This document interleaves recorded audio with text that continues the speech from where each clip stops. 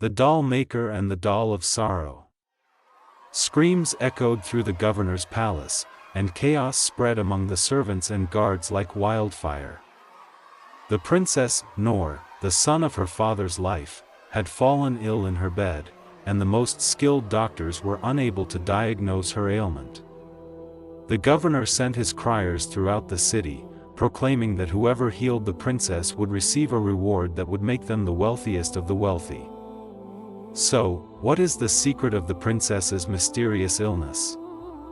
And what does all this have to do with a sad, old doll maker? Let us delve into the depths of this thrilling tale. In that city, in a narrow alley, lived an old doll maker named Sulayman. Sulayman was a lonely man, living on the memory of his only daughter, whom sickness had taken years ago. The dolls he made were not just wood and cloth, but pieces of his soul, in which he carved his love and his sorrow, so much so that whoever saw them felt they could almost speak.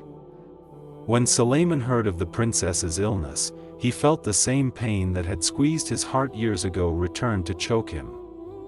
He locked himself in his workshop for days, working day and night without rest or boredom. He made the most beautiful doll his hands had ever crafted. It was a doll that resembled Noor, with long black hair and pearl-like eyes, and she wore a white dress embroidered with silver threads. Sulayman placed the doll in a beautiful wooden box and took it to the governor's palace. Sulayman stood before the governor and said in a gentle voice, "My lord, this is a gift for your daughter." I made it to see the smile on her face once again. The governor was impressed by the doll's beauty and thanked Sulayman. He carried the box and entered his daughter's room, where she lay in her bed. Noor opened her weary eyes, and when she saw the doll, a faint smile appeared on her lips for the first time in weeks. She extended her thin hand and touched the doll's wooden face, and in that moment, the unexpected happened. Noor let out a faint gasp, then her body went limp, her eyes closed, and she fell into a deep sleep as if it were death. The governor went mad. He let out a scream that shook the corners of the palace and ordered his guards to arrest Sulayman. The old doll maker was taken to prison in chains, not understanding what had happened. The governor accused him of witchcraft and sorcery, of placing a curse on the doll to kill his daughter, and issued his sentence. At sunrise the next day, Sulayman and his ill-fated doll would be burned in the city square before everyone. In his dark cell, Sulayman sat heartbroken. His sorrow was not for his impending death, but that the last work he had made with all his love had caused a disaster. In the palace, the governor sat beside his daughter's bed, his heart breaking.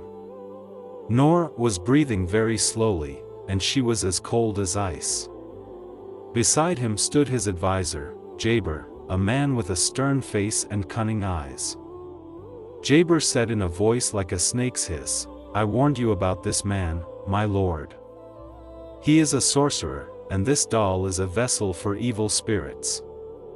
We must destroy it and burn it immediately to break the curse." And at the moment the governor reached out his hand to take the doll and destroy it, an old woman named Hikmah, who was the greatest herbalist in the city, entered the room. She shouted in a loud voice, "Stop! If you destroy the doll, you will kill your daughter with your own hand."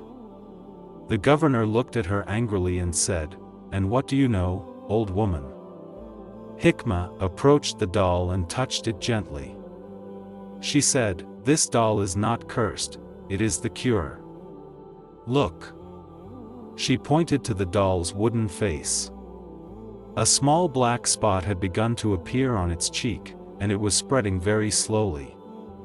This doll is made from the wood of the ancient tree of sorrows, a rare tree from which medicines are extracted to treat incurable diseases, for it absorbs the ailment from the body.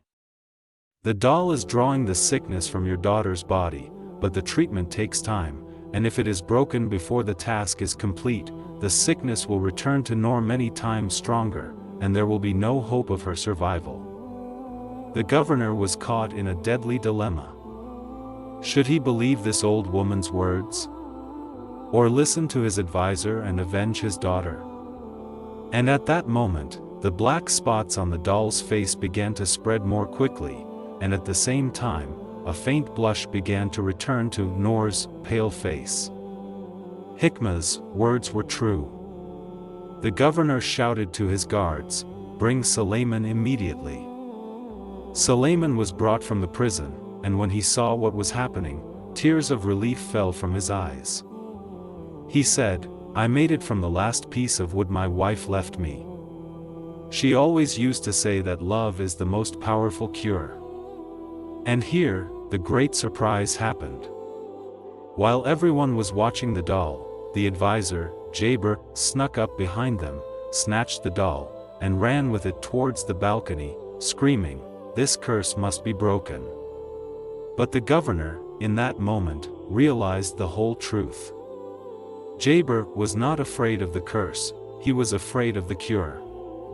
The governor shouted, "Seize him! He is the culprit."